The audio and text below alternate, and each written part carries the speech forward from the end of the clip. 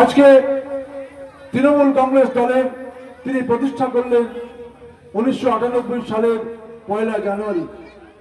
তাই আমরা যারা মমতা বন্দ্যোপাধ্যায়ের সঙ্গে দীর্ঘদিন ধরে লড়াই করছি, তারা মমতা বন্দ্যোপাধ্যায়ের সঙ্গে থেকে এই তৃণমূল কংগ্রেস দলটাকে প্রতিষ্ঠার পর থেকে আমরা আগিয়ে নিয়ে গেছি। এই আমতা কেন্দ্র, তখন আমতা কেন্দ্র হয়নি, তখন এটা ছিল কল্যাণপুর কেন্দ্র। আর আমরা বাদাই থেকে ঝিকিরা পর্যন্ত এটা ছিল উদয়নপুর কেন্দ্রের অন্তর্গত।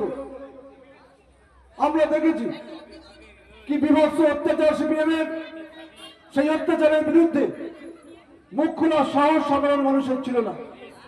কিন্তু আমরা প্রতিনিয়ত মিটিং মিছিল করে বিভিন্ন জায়গায় সভা সমিতি করে আমরা মানুষকে সংগঠিত করেছি, মমতা বন্দ্যোপাধ্যায়ের সাথে থাকার আহ্বান জানিয়েছি। তাই তো 2011 সালে সিপিএম এর মতো জগদ্দল পাথরটাকে সরিয়ে দিয়ে মমতা বন্দ্যোপাধ্যায়ের মামাটি মানুষের সরকার প্রতিষ্ঠিত হয়েছে। আর এই সরকার প্রতিষ্ঠিত হওয়ার পর আমরা যারা রক্ত দিয়ে সিপিএম এর অত্যাচার সহ্য করে মার খেয়ে বনে জঙ্গলে রাত কাটিয়ে যারা সেদিন দলটাকে প্রতিষ্ঠা করার কাজে লেগেছিলাম, 2016 সালে 2014 সালে আজকে তিনি এখানকার বিধায়ক, সেই 14 সালে তিনি দলে যোগদান করলেন তৃণমূল কংগ্রেসে সুলতান আহমেদের হাত ধরে। সেই যোগদান করার পর থেকে আমতা কেন্দ্রকে তিনি চিনতেন না। আমাদের হাত ধরে, গোলামের হাত ধরে, নবসানার হাত ধরে, তাপস হাজারের হাত ধরে আমরা তাকে আমতা কেন্দ্রের প্রতিটা মানুষকে চিনিয়েছি। আমরা তাকে হাত ধরে নিয়ে গেছি, মানুষের সঙ্গে পরিচয় করিয়েছি। সে একটা ইতিহাস, অত কথা বলা যাবে না। কিন্তু যেটা বলার জন্য, যে দলের প্রতিষ্ঠার জন্য আমরা রক্ত দিয়েছি, যে দল আজকে শাসন ক্ষমতায় রয়েছে, আজকে এখানকার বিধায়ক, আমরা যারা দলের জন্য লড়াই করেছি, আমাদেরকে তিনি দলের তাদের গ্রহণযোগ্যতাকে নষ্ট করে দেওয়ার চেষ্টা করছে। তার বক্তব্য, আমরা যদি দলে থাকি তাহলে তাকে জোর করতে পারবো না আমরা, কারণ আমরা তার প্রকৃত স্বরূপটা চিনি। আমরা আজকে প্রতিষ্ঠা দিবসে আমরা বলতে বাধ্য হচ্ছি যে আমরা কাঁধে করে তৃণমূল কংগ্রেসের ঝান্ডাটা বয়ে নিয়ে বাংলার এই আমতা কেন্দ্রের প্রতিটা অলিতে গলিতে গিয়ে মিটিং করে রাতের অন্ধকারে সিপিএম এর ভয়ে গোপন ডেরায় গিয়ে অন্ধকারে মিটিং করেছি। ঝামটিয়ার মতো জায়গায় যেখানে তৃণমূল কংগ্রেস বলার ক্ষমতা কারো ছিল না, 4-5 জন লোককে দিয়ে আমরা রাতের অন্ধকারে মিটিং করে দলের সংগঠন তৈরি করেছি।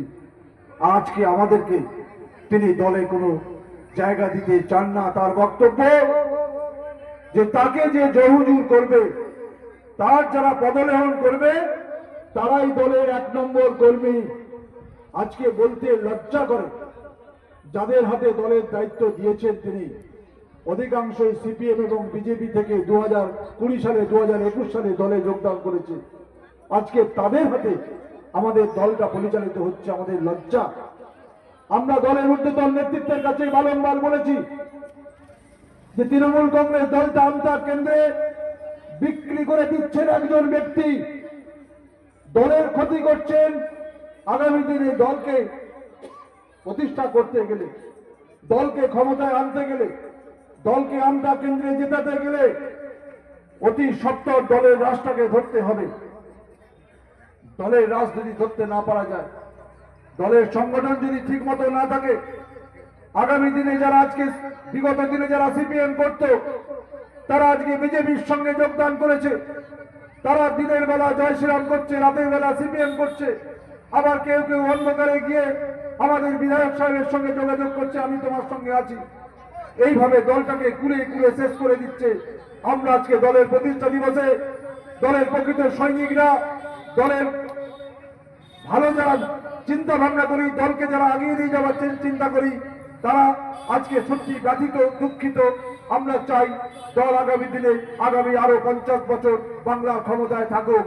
সেই জন্য আমরা যারা দলে জায়গা না পেলেও, দলে যারা প্রতিষ্ঠা না পেলেও, আমরা সৈনিক মমতা বন্দ্যোপাধ্যায়ের মুখ চেয়ে, অভিষেক বন্দ্যোপাধ্যায়ের কথা ভেবে, বাংলার মানুষের, গরিব মানুষের কথা ভেবে আমরা আজও দলের সঙ্গে সম্পর্ককে প্রতিনিয়ত মানুষকে পরিষেবা দিচ্ছি, মানুষের পাশে দাঁড়াচ্ছি।